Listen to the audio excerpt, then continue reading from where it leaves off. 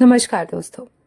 कथा कहानियों के इस निरंतर बहते झरने में आपका हार्दिक स्वागत है, जिसका नाम है बिखरे हीरे पन्ने। दोस्तों, लोक कथाएं बड़ी मूल्यवान होती हैं, जो प्रतीकात्मक रूप में अपनी बात कहती हैं। मात्र बुद्धिमान लोग ही इनके अर्थों को समझ पाते हैं। बाकी साधारण मनुष्य इन्हें काल्पनिक समझकर हंसकर भुला देते हैं। आज की ये लोक कथा कोरी कल्पना है या अर्थपूर्ण वास्तविकता का संदेश देती कहानी, ये आपके दृष्टिकोण पर निर्भर है। आज की यह कहानी एक फ्रेंच कहानी पर आधारित है। कहानी का समय 15वीं-16वीं सदी के आसपास का है। फ्रांस के ले हावरे शहर में हेनरी नाम का बालक अपने पिता के साथ रहता था। यह शहर प्राचीन काल से ही सीन नदी के मुहाने पर बसा एक प्रसिद्ध बंदरगाह है। हेनरी के पिता वहां आते जाते व्यापारिक जहाज़ों में मजदूरी का काम करते थे।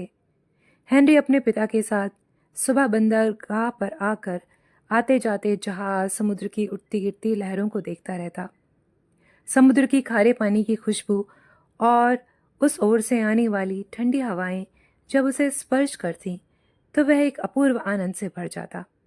पिता की मृत्यु के बाद हेनरी अकेला रह गया और फिर युवा हेनरी ने ब्लू मून नाम के एक व्यापारिक जहाज में रसोइये की नौकरी कर ली। उसके हंसमुख चेहरे और मिलनसार स्वभाव के कारण जल्दी ही सभी नाविक उसके मित्र बन गए। जहाज का कप्तान मार्टिन एक अनुभवी और बुजुर्ग व्यक्ति था। उसे हेनरी के अंदर अद्भुत जीवन की ऊर्जा से भरा नवयुवक दिखाई देता। हेनरी बड़ा ही उदार और दयालु था। रात को बचा हुआ खाना डेक पर जाकर समुद्री जीवों को डालकर बड़ा आनंदित होता। कई बार तो खाना ना बचने पर अपना खाना मछलियों को खिलाकर भूखा होकर भी अत्यंत संतुष्ट दिखाई देता।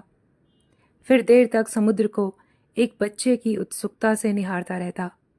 समुद्र की गहराई, उसकी विशालता, हर पल बनती सिमटती लहरें उसे किसी अदृश्य शक्ति का आभास कराती और वह भाव विभोर हो जाता। एक बार जहाज किसी लंबी यात्रा पर निकला और 1-2 हफ्तों तक जमीन दिखाई देने का कोई अंदेशा नहीं था। रात को समुद्र एकदम शांत और हवाएं ठहरी हुई थीं। निश्चिंत होकर नाविक दल ने समुद्र में लंगर डाल दिया और आराम करने चले गए। आसमान में लगभग आधा चांद और तारे चमक रहे थे। तभी हेनरी मछलियों और अन्य समुद्री जीवों को भोजन देने डेक पर आया तो वह दंग रह गया। समुद्र पूरी तरह गायब था। चारों ओर चांदी जैसी रेत फैली हुई चमक रही थी। हेनरी हिम्मत कर नीचे उतरा तो ठोस जमीन उसके पांव के नीचे थी। उसने रेत को मुट्ठी में भरा और भागा भागा जहाज पर पहुंचा, पर सभी नाविक गहरी नींद में थे, इसीलिए कोई नहीं जागा। मुट्ठी भर रेत सबूत देने को पर्याप्त नहीं, यह सोचकर हेनरी रसोई से बाल्टी ले आया और उसे रेत से भर दिया। फिर इस घटना से सम्मोहित सा होकर जहाज पर वापस आया। दूर दूर तक फैले रेत को देखते देखते जाने कब उसकी आंख लग गई। सुबह जब नींद खुली तो चारों ओर सुनहरी धूप बिखर चुकी थी। दूर दूर तक नीला समुद्र हिलोरे मार रहा था। जहाज आगे बढ़ने को तैयार था। उसने रात वाली घटना सभी साथियों को बताई तो वे उसे सपना बताकर उसका मजाक उड़ाने लगे। तभी वह बाल्टी लेकर आया जिसमें रेत भरी थी और उसे पलट दिया। पर यह क्या, उसमें से चांदी सोने के महीन कणों के साथ समुद्र के अनमोल सीप मोती निकलकर फैल गए। सभी की आंखें आश्चर्य से फटी की फटी रह गईं।